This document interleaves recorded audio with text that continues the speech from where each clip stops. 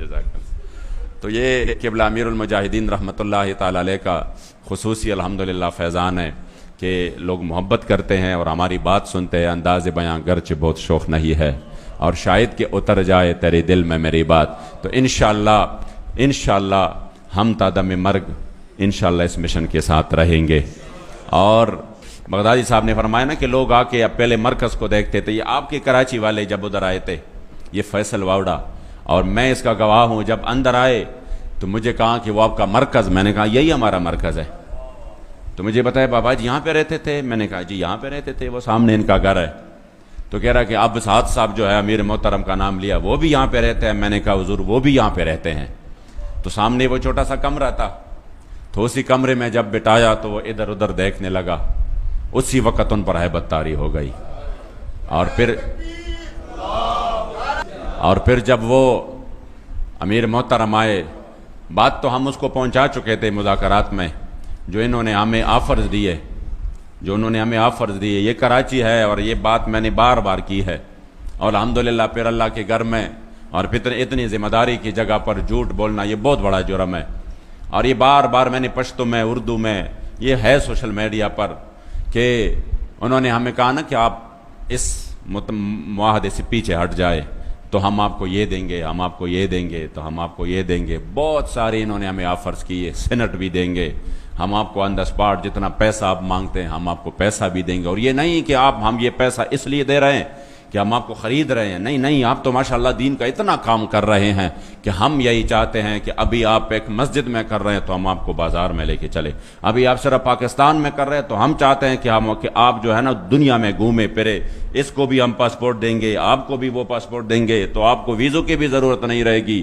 آپ گھومے پھرے، اس مشن کو آگے بڑھائے، اپنے مساجد کو پیسے دے، اپنے مدارس کو دے، اپنے شہداء کو دے، اس پہ آپ دین کی خدمت کرے۔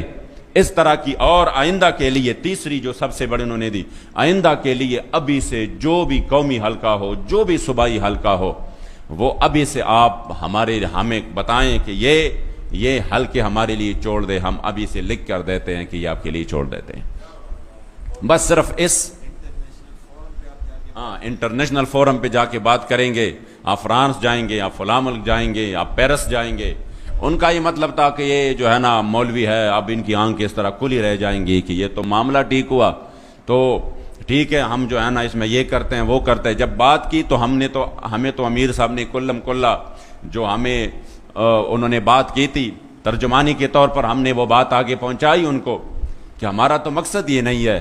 ہمارا تو مقصد یہی ہے کہ جو ہمارے سامنے معاہدہ ہو چکا ہے اس پر عمل اب کیسا ہوگا۔ تو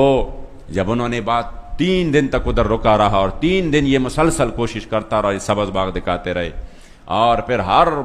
طرح، تو آخر میں کہا میں امیر صاحب سے ملنا چاہتا ہوں۔ تو میں نے کہا بات تو وہی ہوگی جو میں نے آپ کو کہہ دی ہے۔ کہہ رہے نہیں میں تعزیت کرنا چاہتا ہوں، تاکہ ان سے میں تعزیت کروں۔ میں نے کہا تعزیت ہو سکتی ہے۔ تو جب آئے اور پھر امیر صاحب سامنے، تو انہوں نے پہلے دعا کی، تو دعا کے بعد کہا کہ میں نے تو ان کو ایک بات کی تھی تو وہ آپ کو بتائی۔ امیر صاحب نے کہا جی بتائی ہے۔ تو کہہ رہا ہے کوئی تو آپ مانے نا، میں نے تو اپنے وزیر اعظم صاحب کو بالکل کہا تھا کہ میں یہ مسئلہ منواؤں گا ان سے اور میں حل کر کے آ جاؤں گا، تو آپ نے تو 3 دن میں نے یہاں پہ گزارے، تو کم از کم ایک بات تو آپ مان لینا۔ تو امیر صاحب نے کہا کہ کہہ رہا کہ میں کہ اپنے وزیر اعظم کے پاس کچھ تو لے کر جاؤں نا، کچھ تو لے کر جاؤں، چلو ایک بات تو مانے نا، ایک بات مانے، آپ اس سے پیچھے ہٹ جائیں تو ہم آپ کو دے سکتے ہیں سب کچھ۔ تو امیر صاحب نے کہا نہیں، ہم تو آپ کو بہت بڑی بات دے کر رخصت کر رہے ہیں۔ انہوں نے کہا کیا دے کر رخصت کر رہے ہیں؟ 3 باتیں میں نے اتنی بڑی آپ سے کی ہے، اس میں سے ایک بھی نہیں مانا، تو مجھے کیا دے کر رخصت کر رہے ہو؟ تب اسی وقت امیر محترم نے جو تاریخی جملہ ارشاد فرمایا، جس پر ہمیں انشاءاللہ فخر رہے گا، اور وہ جملہ بار بار کہہ کر میرے ایمان کو تازگی مل جاتی ہے، اور مجھے تحریک پر اپنے قائد پر فخر ہے کہ آپ نے اسی وقت فرمایا کہ نہیں، جا کر اپنے وزیر اعظم کو کہہ دو کہ 1450 سال بعد بھی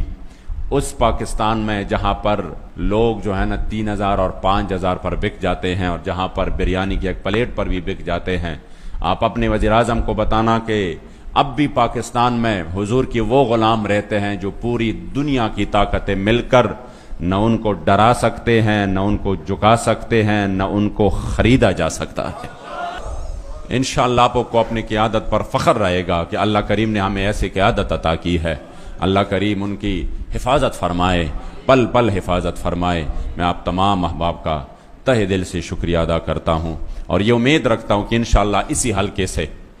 حلقے سے انشاءاللہ تعالی حضرت آپ قومی اسمبلی میں حضور کی عزت ابرو اور ختم نبوت کے پہرہ داری کے لیے انشاءاللہ تعالی ضرور پہنچ جائیں گے.